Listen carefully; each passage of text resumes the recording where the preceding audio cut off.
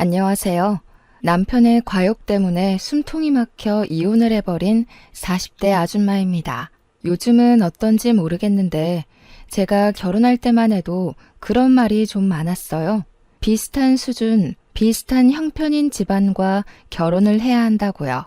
그러니까 저급하게 말해보자면 끼리끼리 만나서 살아야 잘 산다는 걸 말하는 거예요. 결혼을 직접 실천해보지 않았을 때는 그놈의 끼리끼리라는 말이 참으로 와닿고 이해가 되었습니다. 이론적으로는 제 안에 충분히 받아들여졌는데 이게 결혼하고 나서 보니까 끼리끼리라도 다 같은 종족은 아니더군요. 제가 이혼한 결정적인 이유가 저와 남편이 끼리끼리였기 때문이에요. 근로소득이나 집안 재력이 비슷했다는 겁니다. 나 참, 비슷한 소득 수준의 사람과 결혼을 해도 이렇게 이혼이라는 결론을 내네요. 도대체 이혼도 안 하고 잘 먹고 잘 사는 사람들은 서로에게 어떤 존재인 거죠? 겪어보지 않아 몰라서 그러는데 차라리 정반대 성향의 사람이 나은 걸까요? 아무튼 제가 화딱지 나는 사연 하나 써보고자 이렇게 찾아와 봤네요. 남은 응어리를 여기서나마 풀어보고 가려 합니다. 재밌게 들어봐 주셨으면 해요. 말했다시피 저와 남편은 똑같이 중하층 형편의 비슷한 직종을 가진 채로 결혼을 한 사이예요. 남편은 자기가 하고자 하는 일은 열심히 하지만 들이는 노력에 비해 성과가 쉽게 안 나는 타입의 사람이었고, 저는 남편이랑 비슷한 계열의 일을 했지만 입사한 지 얼마 안 된 신입이기도 했고 주어진 만큼만 하는 스타일이라 정해진 경제력 안에서 생활을 하려던 타입이었습니다. 스타일이 반대 같지만 제가 본 저와 남편의 공통점은 우선 같은 일을 하고 있다는 거였고 소득이 비슷한 데다가 똑같이 가난하다는 거였어요.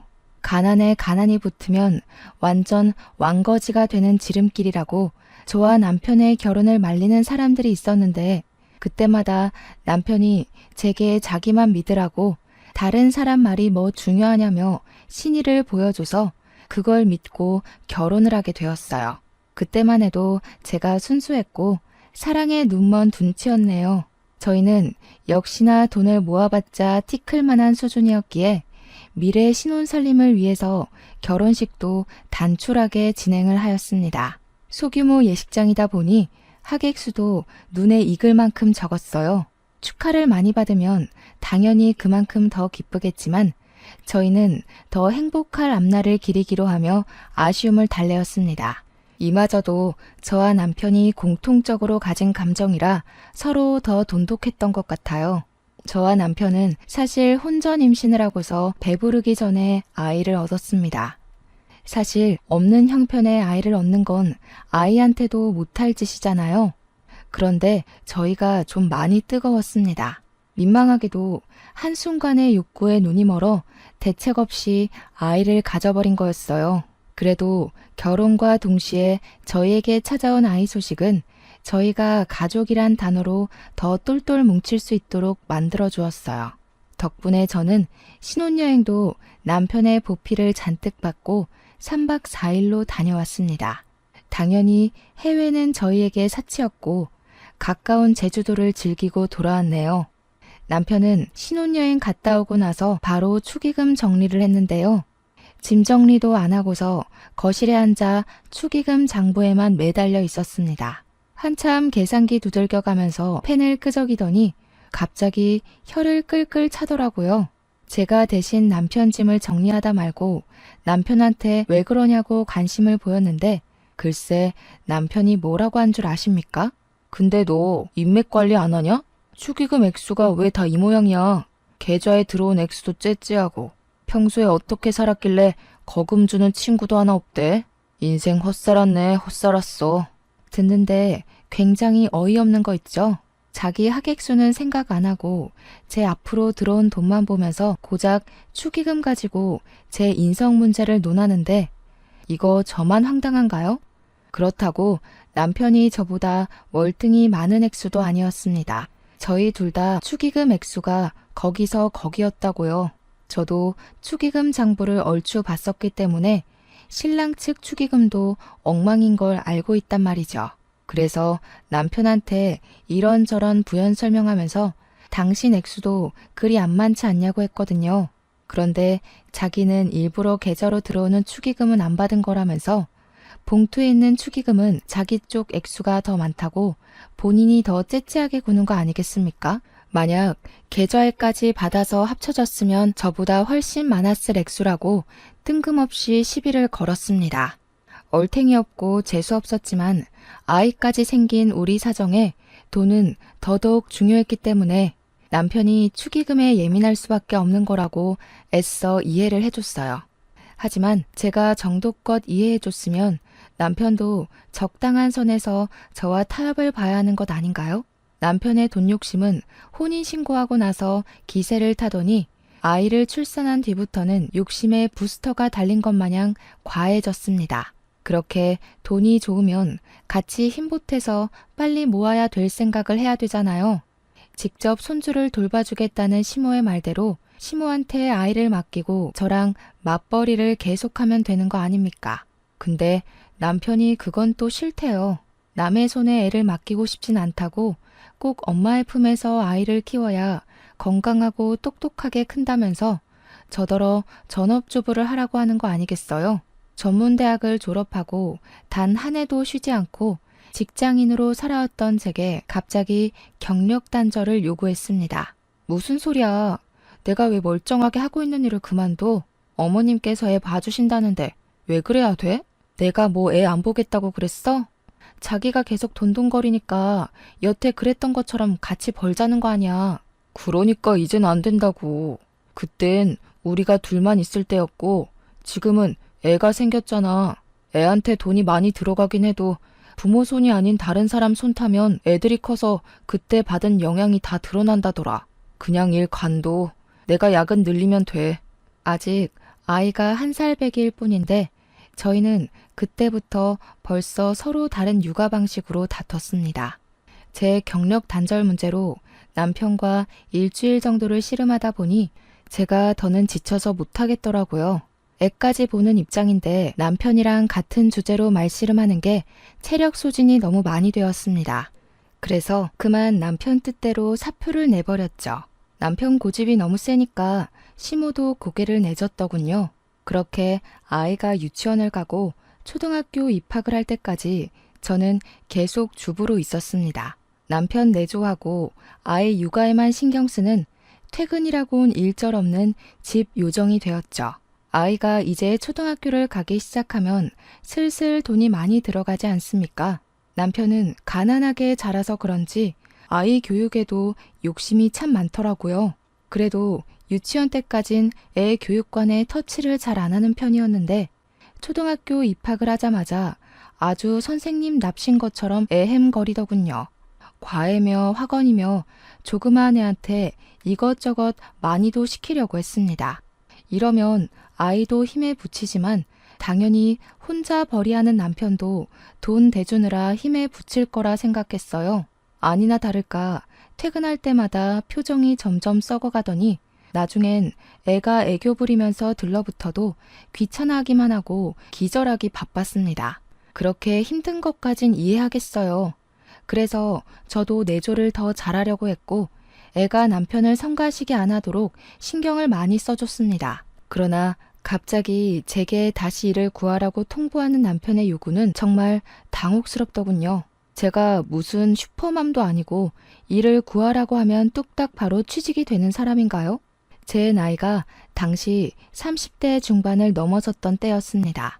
경제 판국에서는 젊은 사람들이 자꾸 치고 올라오는데 무려 8여 년을 경력 단절로 살던 저한테 다짜고짜 일을 하라뇨. 물론 일은 할 수 있다고 쳐도 어떻게 그리 단번에 구해줄 수가 있겠습니까? 그렇다면 요즘 실업률도 올라가지 않았겠죠. 당연히 제 나이의 취업이 더 쉽지 않을 거 아니냐고요. 남편이 너무 힘들어하니까 저도 일을 알아보겠다고 제안을 수락하긴 했습니다. 그러면 좀 기다려줘야 되는 거잖아요. 그런데 남편은 제가 구직하는 기간조차 못 견디고 구직 시작한 지 1달 만에 취직도 하나 못하냐고 저의 능력을 개무시했습니다. 한두 번이야 남편이 제 사정을 이해할 수 있도록 설득을 하려고 했는데 그게 했던 말을 또 하게 만드니까 결국 짜증이 폭발하게 되더라고요. 그러니까 애까지 스트레스 받게 하지 말고 학원을 줄이라고. 학원비 나가는 것만 줄여도 우리 생활비 반은 더 들어와. 네가 진작에 취직했으면 문제 없었을 일이야. 부모로서 애 학원 그만두게 하고 싶냐? 그러게. 평소에 좀 취업 잘 되는 걸로 자격증 하나 따놨으면 얼마나 좋아. 이래서 멍청한 것들은 거두면 안 되는 거였는데. 멍청? 말 다 했어? 당신은 대체 날 뭘로 보는 거야? 내가 당신 원하면 그대로 뿅! 다 되는 마법사인 줄 알아? 나도 노력하고 있어. 당신 혼자 애 키우는 것처럼 말하는데 당신이 돈 들여주는 건 고마워. 근데 그것 말고는 뭐 해준 것 있어? 우리 애 내가 다 키웠어. 언제는 나더러 전업주부하라고 난리더니 이제 와선 일을 하라고? 그래서 네가 애를 잘 보기나 했어? 애가 공부 게을리하고 매일 놀려고만 하던데 이게 네가 떵떵거리던 결과물이냐? 아휴, 돈 벌어다 주면 뭐하니. 집구석은 이렇게 답답하게 돌아가는데 집에서 애 하나 보는 게 뭐가 그렇게 힘들다고. 입이 대빨 나와서 툴툴거려? 차라리 나가서 막노동이라도 뛰던가. 머리 나쁘면 몸이라도 고생해야지. 저야말로 남편과 대화만 하면 가슴 중앙이 갑갑한 게 아플 지경이었습니다. 남편은 갈수록 말이 안 통하는 사람으로 변질되어 갔어요. 애가 할 일을 미루고 놀고만 싶어하는 이유도 다 남편 때문이었습니다.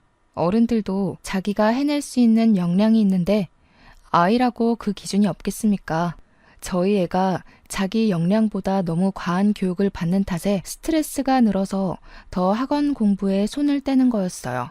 남편은 아이의 그런 모습을 볼 때마다 거기서 받는 피로함을 잔뜩 받아서는 저한테 우수수 풀어내곤 했습니다. 그냥 매일같이 싸웠다는 거예요. 제가 취업 준비를 한 지 2개월 차였는데 경력 단절 주부를 뽑아주는 곳이 정말 많이 없었습니다. 아예 전화 연락도 안 오는 것 보니까 지원서부터 떨어지는 게 분명했어요. 저도 충분히 답답한데 지켜보는 남편은 제가 아주 한심해 죽겠나 봅니다. 당신 대학 친구 중에 대기업 다니는 사람 있다고 하지 않았어? 그 친구 인맥 중에 당신한테 자금 도움이라도 줄 만한 사람 없냐? 그 친구랑 연락을 안 한 지가 언젠데 그 친구는 우리 결혼식 때도 안 왔어. 그 전부터 이미 연락 끊긴 사이라서 갑자기 연락하는 것도 웃기고. 저것 봐. 그런 식으로 인맥 관리하니까 네가 결혼 축하도 제대로 못 받는 거야. 같은 과 나왔다면서 그 친구는 대기업 다니고 당신은 겨우 잡일하다가 시집와서 살이나 찌고. 뭐라고? 말이 왜 그따위야? 기가 막혀서. 그러는 당신도 나처럼 거지꼴로 결혼한 주제에 왜 자꾸 나를 평가 못해서 안달인데? 재벌이나 되면 또 몰라. 자기도 산거지 주제. 골골거리는 중고차 타면서 뭘 그렇게 벤츠 타는 척 콧대를 세운대? 뭐야? 말 다 했어? 그래. 그럼 돈 많은 남자 만나서 결혼하지 그랬어. 아, 그림의 떡일 뿐이려나? 하긴 돈 많은 남자가 당신같이 촌티나는 여자를 눈에 담을 리가 없겠지. 저희는 이제 서로 조금만 신경을 건드려도 고함이 오갈 정도로 상대에게 질린 상황까지 와버렸습니다. 붙어있기만 하면 입씨름이 오가니 어떤 날에는 애가 나서서 우리 사이를 파고들기도 하고 일부러 저희를 떨어뜨려 놓기 위해 멀리서 부르기도 했어요. 돌이켜 생각해보니 아이한테 제일 미안했네요. 아이의 눈물겨운 마음도 몰라주고 못된 부모였던 저희는 당시 서로에게 쌓인 원망밖에 안 보였습니다. 남편은 술을 먹든 말든 툭하면 저를 갖고 다른 잘나가는 여자들이랑 비교까지 했어요. 한동안은 그놈의 대기업 다니는 친구에게만 주야장천 짓거리더니 어느 순간부터는 누군 처가댁이 잘 사네, 누구는 아내가 똑똑해서 재테크로 몇 억을 버네 등등 어디서 그런 소리를 듣고 오는 건지 그런 집안이 부럽다고 그렇게 노래를 불렀어요. 저는 멀쩡한 정신으로 그딴 술주정을 듣는 것도 꽤나 스트레스였습니다. 그래서 남편이 과하게 취해서 온 날이면 몰래 몇 대 패기도 했어요. 일부러 남편 옮겨주는 척하면서 몇 번을 밟고 귀싸대기 날리고 코를 비틀어버리기도 했죠. 아니, 들을수록 웃기잖아요. 자기는 결혼 전이나 후나 고작 연봉 몇십만 원 오른 게 다면서 저한테만 과한 요구를 바라니까 완전 진짜 재수없지 않습니까? 머리통을 안 후려치곤 못 베긴다니까요. 그래도 저희 부부 때문에 아이 교육에까지 피해가 가면 안 되잖아요. 저는 아이 크는데 문제 없도록 사방팔방 일자리를 찾으러 뛰었습니다.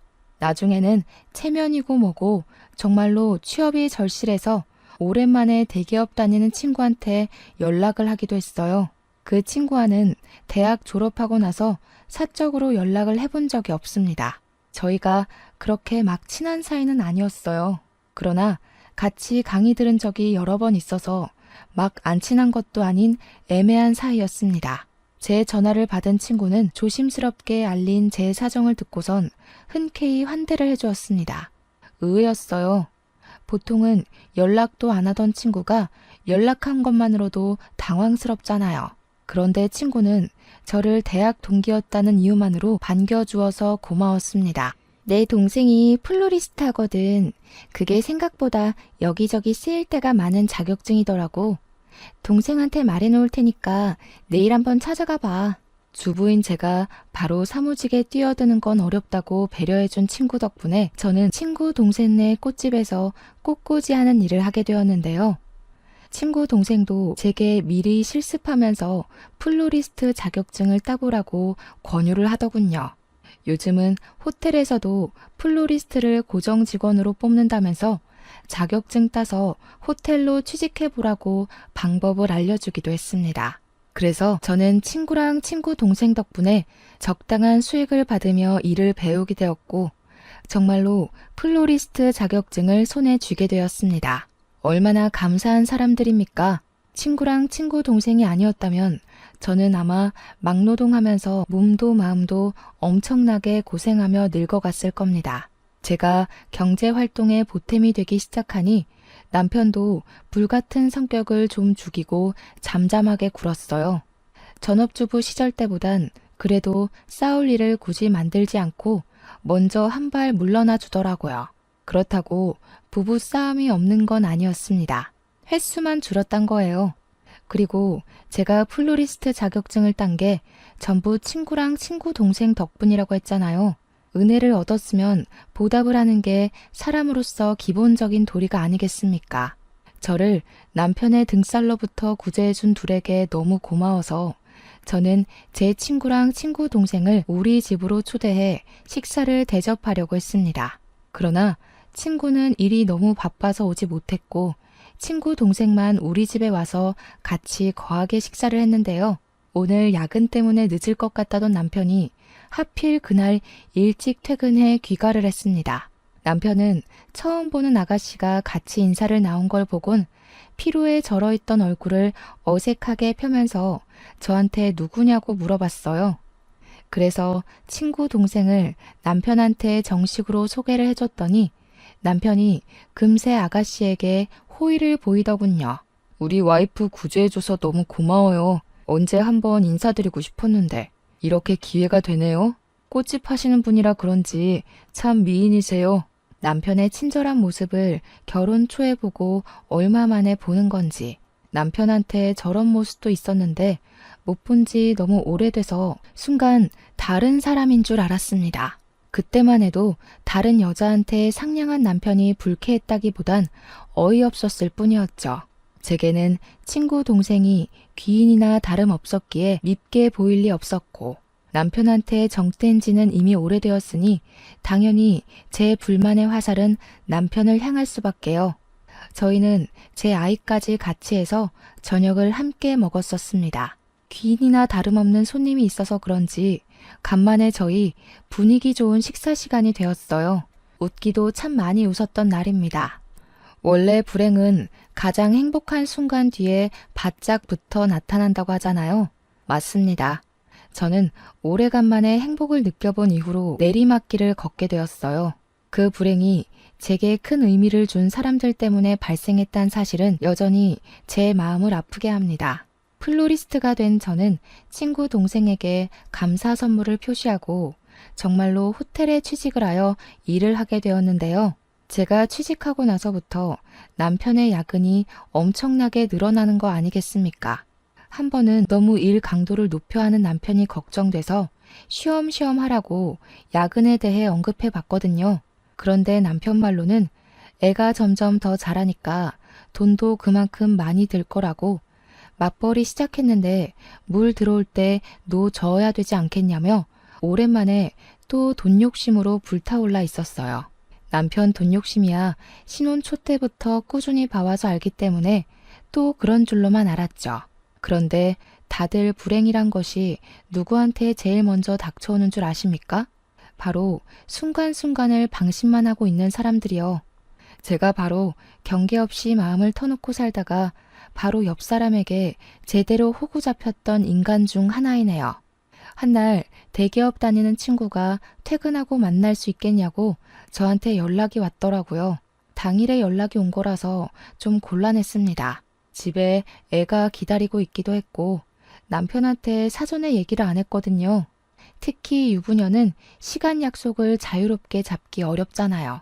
그래서 제가 좀 남처했더니 친구가 너무 중요한 말이라고 잠깐이라도 시간을 내달라길래 할 수 없이 퇴근하고 만났습니다. 호텔 주변 카페에서 기다리고 있던 친구는 심각한 얼굴로 앉아 있었는데요. 제가 반갑게 인사를 해도 표정을 굳히고만 있더라고요. 그러면서 제가 앉자마자 숨 돌릴 틈도 안 주고 테이블 위로 사진 한 장을 내밀었습니다. 그건 다름 아닌 초음파 사진이었고 그걸 본 저는 처음에 친구가 혼전 임신을 한 건 줄 알았어요.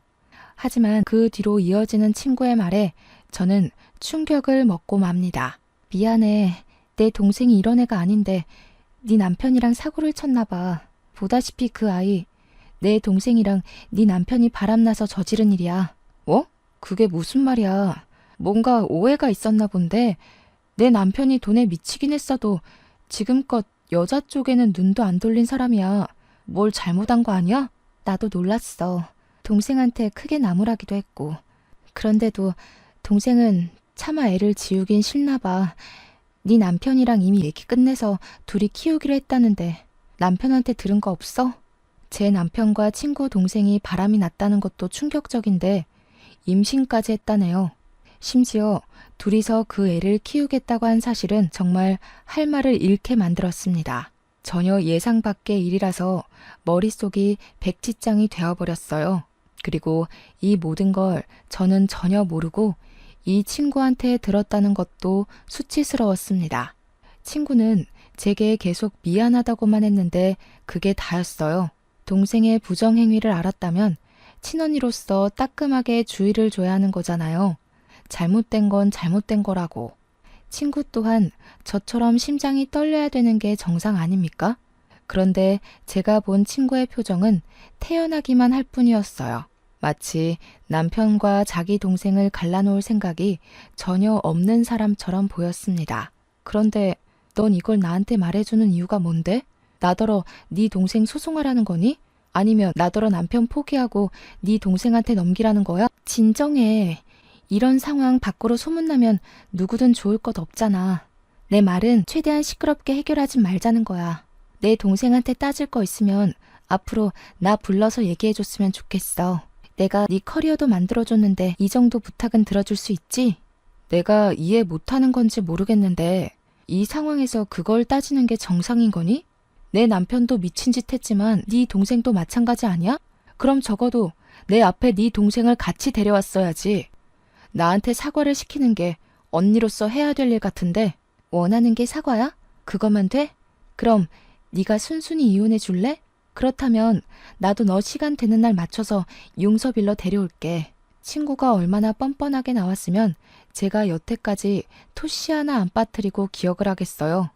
분명 떳떳한 입장이 아닐 텐데 친구가 너무 침착하고 태평스러워서 오히려 제가 잘못된 입장인 줄 착각할 정도였습니다. 그것조차도 제겐 배신감으로 다가왔어요. 저는 그날 그 자리에서 살아생전 가장 고통의 무게에 짓눌려야만 했습니다. 불륜이라 그러고 보니 왜 그 방법이 있나 생각도 못했네요. 그 친구네가 넉넉한 편이라는 건 대학 때 이미 알고 있었어요. 친구도 대기업으로 수익이 좋고 동생네 매출도 상당하니까 친정되는 집은 제가 알던 것보다 훨씬 더 풍요로워졌을 겁니다. 그러니 지난 저녁 식사 자리에서 그 사실을 알게 된 남편 눈이 도는 건 100번 양보해서 당연했겠네요. 제 남편이 돈에 미친 사람이라서 돈에만 목맬 줄 알았어요. 여자 집안을 이용해서 살림필 생각을 하고 있는 줄은 전혀 몰랐습니다. 저도 모르게 남편이 그 정도로 막장짓은 하지 않겠지라는 신뢰가 은연중에 있었나 봅니다. 바보 같게도 말이죠. 그렇게 부자인 처갓집 부러워하고 대기업 다니는 여자랑 저를 비교하더니 딱 그런 처가를 알아보고 불륜을 저질렀네요. 남편의 속내가 너무 시커멓게 잘 보여서 화가 나 미치겠더군요. 고작 돈 때문에 남편이 가정을 배반한 셈이지 않습니까? 능력 없는 제가 한없이 초라해지고 버려진 느낌을 도통 지울 수가 없었습니다. 심지어 그날 남편은 외박까지 했어요. 아마 친구가 남편한테 제게 모든 사실을 밝혔다고 언지를 줬던 것 같습니다. 남편 없는 그 새벽에 저는 모든 게 저를 돌아선 것 마냥 혼자가 된 느낌을 받았어요. 앞날이 너무 막막했고 무서웠습니다. 돈돈거리는 소리 듣기 싫어서 그렇게 핏줄 세어가며 싸웠는데 그렇다고 이렇게 불륜을 저질러 버리라는 건 아니었거든요. 어떻게 그깟 돈 때문에 가족을 등질 수가 있나요? 토끼 같은 우리 새끼를 버릴 수가 있죠? 제 인생의 전부인 존재는 우리 딸 하나뿐이었지만 이 전부를 가질 수 있도록 해준 건 남편인데 그런 사람의 배신은 생각보다 큰 충격이었습니다. 같은 공간에서 숨 쉬는 것도 싫었을 만큼 미워했어도 우리 딸의 아빠라는 생각에 이혼까진 염두해 본 적이 없는데 저 혼자 이 가정 하나 지키겠다고 마지막 남은 예의를 붙들고 있었네요. 참 씁쓸했습니다. 그럼에도 제가 혼자가 아니라는 인식을 일깨워준 사람 덕분에 똑바로 정신을 차릴 수 있었어요. 그건 바로 무엇과도 바꿀 수 없는 딸의 존재였고 그저 엄마가 슬픈 게 싫다고 위로해주는 우리 딸애를 보고서 다시 기운을 차릴 의지를 찾았습니다. 그때부터 저는 이혼을 마음먹었고 저와 딸에게 상처를 준 남편을 망가뜨릴 각오로 결심을 하였습니다. 저는 친구가 지난번 제게 주고 갔던 초음파 사진을 챙겨서 여전히 가난에 허덕이며 살고 있는 시댁을 오랜만에 찾아갔어요. 손주를 데리고 연락 없이 찾아온 저를 시부모가 순수하게 반겨주었는데요. 내내 제 표정이 좋지 않자 걱정을 해주셨습니다. 시부모는 없는 살림에 시집 와준 제게 항상 고맙다고 하는 분들이었어요. 남편이 워낙 돈 욕심이 많아서 시부모한테 용돈 한 번 준 적 없었는데 제가 생활비나 월급을 아껴서 시부모 생신날 한 번씩 용돈을 드리고 했거든요. 제 마음을 갸륵하게 여겼던 시부모는 저를 자기 아들만큼이나 좋아해준 사람들입니다. 그런 고마운 분들에게 남편과의 결별 예고를 해야 하는 것이 참 죄송스러웠지만 제가 이미 딸이랑 저만 생각하기로 각오를 했잖아요. 그래서 저는 어렵사리 입을 떼서 시부모에게 이혼 소송 의사를 밝혔고 그간 있었던 일을 다 고백했습니다. 그런데 돌아오는 시부모의 반응은 그렇잖아도 절벽 끝에 서 있던 저를 한 걸음 더 물러나게 만들었어요. 역시 팔은 안으로 굽는 게 맞는 건데 제가 뭘 기대했는지 모르겠네요. 제 이야기를 잠자코 듣고 있던 시부모는 자기 아들에 대해 실망을 하기보단 제게 대신해서 사죄하는 방법을 택했고 하는 말을 듣다 보면 결국 결론은 아들 편이라는 게 느껴졌습니다. 우리 아들이 제 나름 살 길을 찾다 보니 그런 만행을 저질렀나 보네. 죽어라 노력해도 우리 집 가세가 안 일어나니 돈 많은 처가 도움이라도 받고 싶었을 텐데 있는 처가라곤 그 나물에 그 밥이니. 어미야, 착한 네가 이해 좀 해줘라. 우리 아들 그간 이쪽 저쪽 지가족 먹여 살리느라 고생을 너무 많이 했잖니. 네가 이혼만 해주면 우리가 너한테 돈 좀 떼줄게. 어머님, 불륜을 두고 그런 식으로 말씀 그렇게 하시면 안 되죠. 그게 지금 저를 앉혀두고 하실 말씀이세요? 어쩔 수 없이 남편 편드는 건 부모 자식이니까 제가 어떻게 이해해 보겠는데 저더러 용서해달란 소린 하지 마셔야죠. 저랑 남편은 피 한 방울 안 섞인 남이에요. 일말의 양심이 있다면 남편을 나무라셔야 하는 거 아닌가요? 그래. 우리가 다 미안하구나. 다 잘못했어. 그러니 그냥 이혼 좀 해주거라. 우리도 남은 생 새 사돈 도움받아서 기 펴고 살 생각하니 차마 어미 널 붙잡기가 싫은데 어쩌겠니. 어차피 우리 아들은 너한테 마음 떴다. 껍데기 안고 사는 건 너도 실증 날 거 아니냐. 아들 말 들어보니까 친구 도움받아 겨우 취직했담서.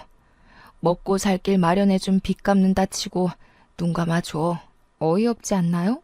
시부모는 자기들의 형편없는 자존심을 스스로 자책하면서 도리어 저보고 이혼을 해달라고 부탁을 했습니다. 무슨 이런 경우가 다 있는지 모르겠어요.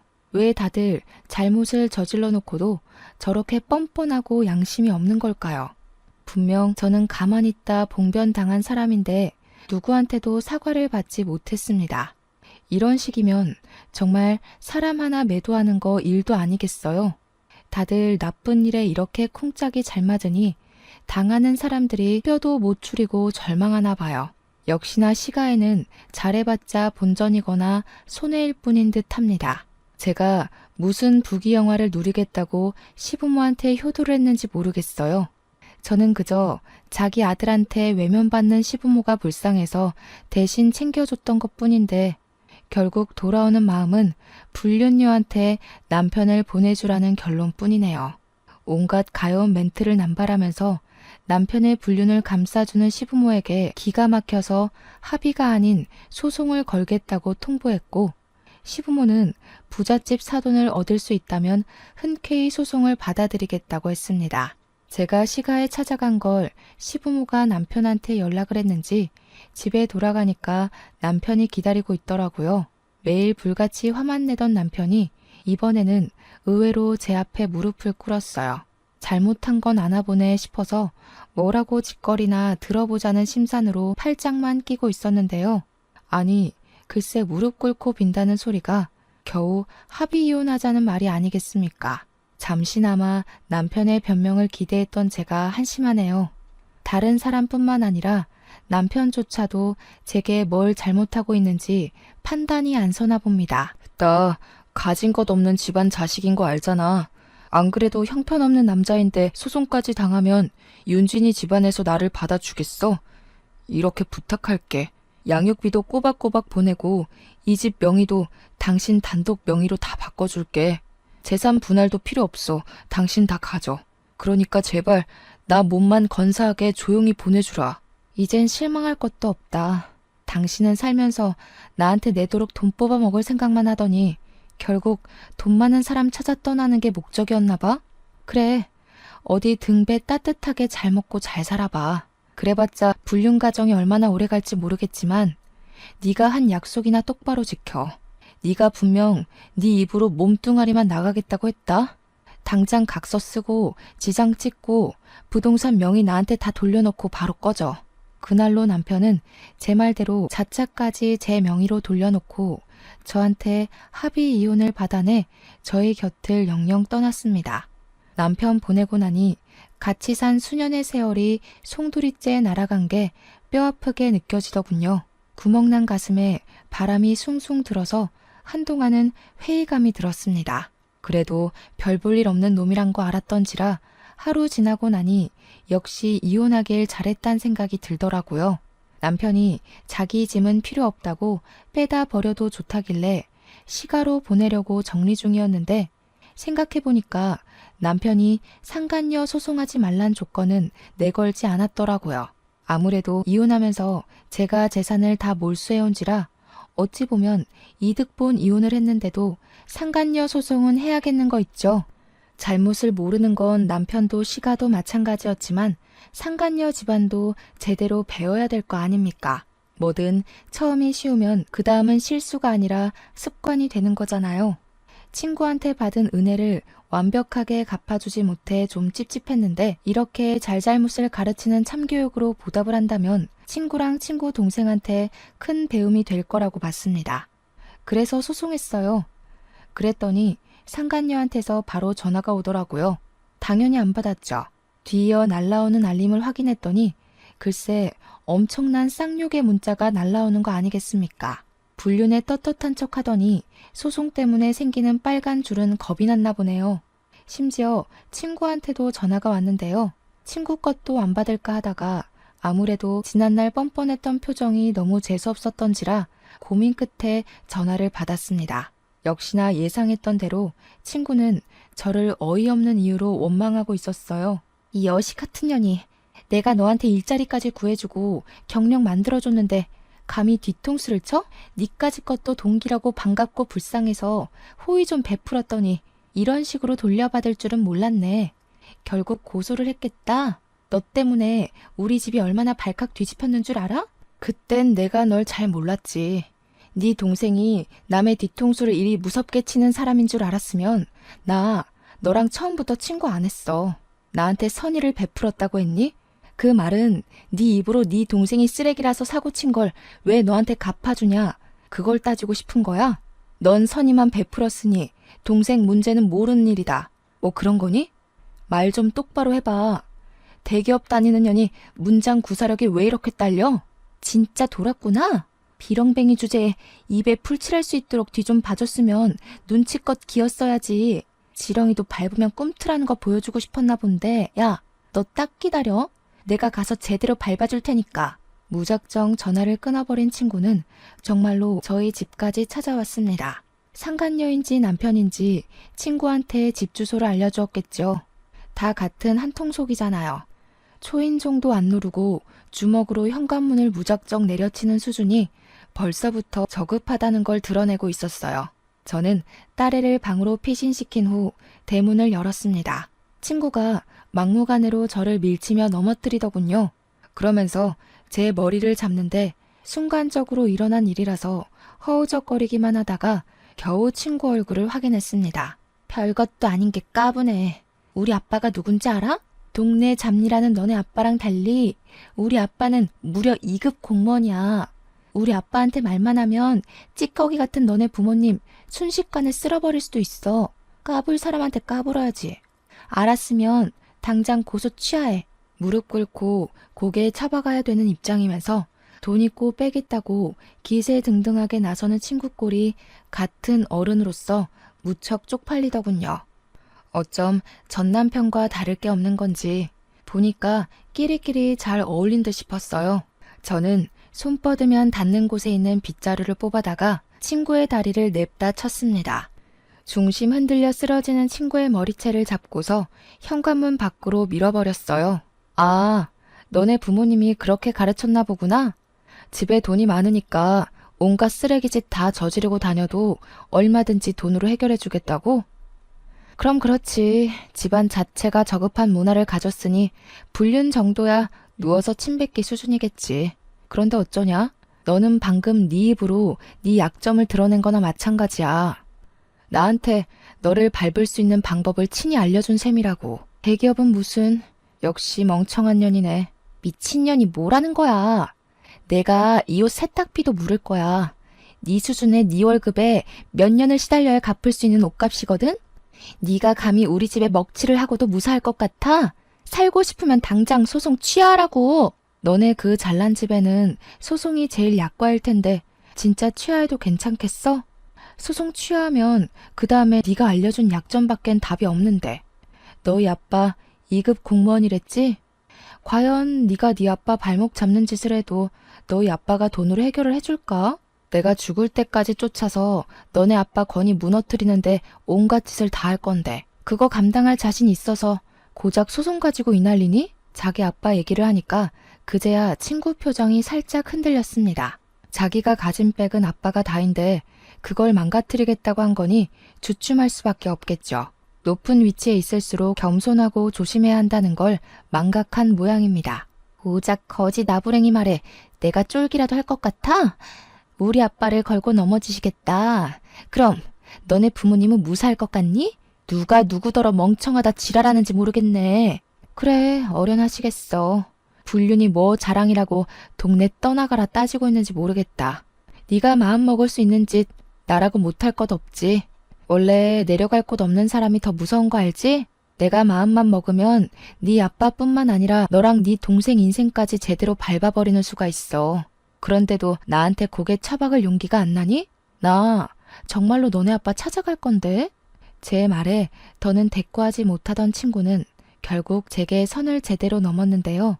자기 성질을 주체 못해서 손을 부들부들 떨더니 누가 버려놓은 아이스 커피를 주워다가 제 얼굴에 뿌려버리는 거 아니겠어요? 와, 사람이 속에 화가 부글부글 차오르면 몸을 주체 못한다는 걸 그날 처음 느꼈습니다. 도리어 커피를 처맞아도 마땅할 상간녀 언니한테 제가 당했으니 그 분노가 가늠이 되시나요? 이게 상식적인 순서인지 모르겠어요. 이걸로 모자라 친구가 끝내 스스로 매벌집까지 해버렸는데요. 네가 왜 부모를 언급해도 꿈쩍 안 하는지 알겠네. 너한테 딸이 하나 있다고 했지? 보니까 나온다고 어디 꽁꽁 숨겨놓은 것 같은데 딸내미는 아니? 네가 산 거지라서 남편한테 버림받은 거? 친구가 다짜고짜 제 딸을 찾아 집 안으로 들어가 버리는 바람에 제 이성의 끈은 탁 풀리고 말았습니다. 신발장에 버려졌던 빗자루를 다시 들고서 쫓아가 친구를 덮쳤어요. 제 딸한테 이 더러운 년을 보여주는 건 어떻게든 막고 싶었습니다. 그래서 친구가 먼지 구덩이 속에서 눈도 못 뜨도록 신명나게 혼내주었어요. 내 딸 건드리는 순간 너네 집안은 그대로 황천길 직행인 줄 알아. 조용하게 소송 걸어주려고 했더니 네 성질머리 때문에 안 되겠다. 똑똑히 기억해. 너네 집안 얼굴에 먹칠한 건 난년으로 태어난 너랑 네 동생 때문이라는 걸. 저는 그대로 친구를 내몰아 현관문 밖으로 쫓아버렸고 빗자루를 내던지며 꺼지라고 소리친 후 문을 닫아버렸습니다. 친구 사이는 이미 개나 줘버린 지 오래고 얘도 더 이상 저를 친구로 생각 안 하는 것 같으니 저도 기회와 경고는 이쯤에서 그만둬야 될 것 같더군요. 괜히 어설픈 자비를 베풀었다가 저만 등신 호구가 될 지경이었으니까요. 그 길로 저는 모든 연락을 수신 차단해버렸고 플로리스트 상간녀가 강사로 일하는 꽃집에 전단지까지 만들어서 확 뿌려버렸어요. 길 지나다니는 사람들이 한 번씩 바닥에 떨어진 전단지 쳐다보고는 혀를 끌끌 차면서 손가락질 당하게 만들려고 작정한 짓입니다. 아니나 다를까 제가 전단지 뿌린 지 이틀 만에 상간녀가 꽃집 문을 닫아버렸더라고요. 문 닫고 숨는다고 불륜이 어디 손쉽게 숨길 수 있는 수치인가요? 유리문에 개인 사정으로 당분간 휴업한다고 적혀 있었는데 제가 그 메모를 비켜가며 보기 좋게 전단지를 도배하고 왔어요. 그리고 인터넷에서 규모 큰 맘카페에도 상간녀와 전남편의 불륜 사실을 전부 올려버렸습니다. 댓글이 실시간으로 수십 개가 떠오르는데 전부 욕밖에 없더라고요. 저 대신해서 신박하게 욕을 퍼부어 주시는 맘들을 보고 얼마나 속이 시원했는 줄 아시나요? 그 때문에 저희 지역구에서 전남편과 상간녀 스토리가 웬만큼 퍼졌는데 그게 상간녀 아빠한테까지 결국 영향을 끼쳤더군요. 어느 순간부터 맘카페 댓글에 상간녀가 어디 관리청장 딸이라고 소문이 퍼져서 상간녀 아빠 건의에 정말로 위협이 가해진 것 같았어요. 그 뒷일은 안 봐도 비디오네요. 그리고 진짜 답없는 사건이 하나 더 들려왔는데요. 전 남편은 역시 제 기대를 저버리지 않았더라고요. 맨몸으로 친히 불륜녀 집안에 들어간 주제에 감히 부잣집 친정 두고서 또 다른 여자를 안아버렸다는 거 아니겠습니까? 상간녀가 억울하다고 전 남편 약점 좀 알려달라고 저희 집으로 우편물을 보냈었어요. 굳이 제가 답장을 안 해도 이미 전 남편의 약점을 알지 않을까 싶어 내버려 뒀습니다. 전 남편은 돈 없는 사람이거든요. 돈 때문에 이런 미친 짓을 계속하는 것이니 돈줄 끊는 것만으로도 큰 복수가 될 겁니다. 역시나 상간녀도 그럴 거라 싶었는지 결혼 생활 1년도 못 버티고 이혼 소송으로 전 남편과 전 남편 집안에게 빚더미를 안겨주었다네요. 그리곤 우편으로 제게 그동안 미안했다고 사과문을 써줬는데 그마저도 무시해버렸어요. 자기가 그 불행을 겪어보고 사과를 하는 건 자기 마음 편하려고 하는 짓밖에 안 되는 거잖아요. 어쨌든 전 남편이랑 시간은 손가락 쪽쪽 빠는 신세를 면치 못했겠네요. 그러게 얌전히 본인 분수에 맞게 살았으면 알거지는 면했을 거 아닙니까? 사람 욕심이 이렇게 무서운 거예요. 이성적으로 적당선을 지키며 살라고 만들어진 존재가 인간이라는 동물인데 어쩜 그리도 짐승이길 자처했는지 모르겠습니다. 그러거나 말거나 저는 위자료도 받아 살림이 좀 편해졌고요. 뜻하지 않게 화제거리로 인기를 얻어 맘카페에서 운영자로 직위가 올라갔어요. 운영자들한테는 육아 관련 광고나 협찬이 들어와서 딸아이한테 도움도 되고 참 좋더라고요. 요즘 세상에선 이혼이 흠도 아니고 미혼모도 흠이 아니잖아요. 남부럽지 않게 잘 먹고 잘 살기만 하면 되는 개성시대가 아니겠습니까? 제게 떨어진 재산으로 저는 우리 아이가 아빠 없다는 소리 듣지 않게 피땀 흘려 키울 겁니다. 욕심 없이 더도 말고 덜도 말고 딸의 행복에만 집중하며 살 거예요. 모두가 돈벼락 맞기를 바라지만 내 수중에 과분한 욕심은 버릴 수 있는 용기가 있었으면 좋겠어요. 돈이란 게 종이 쪼가리일 뿐이지만 사람의 전두엽을 조종한다는 말이 맞는 것 같더라고요. 어쨌든 앞으로 제게 떨어질 악재는 이걸로 끝이었으면 싶네요. 사연은 여기까지입니다. 편안한 밤 되세요.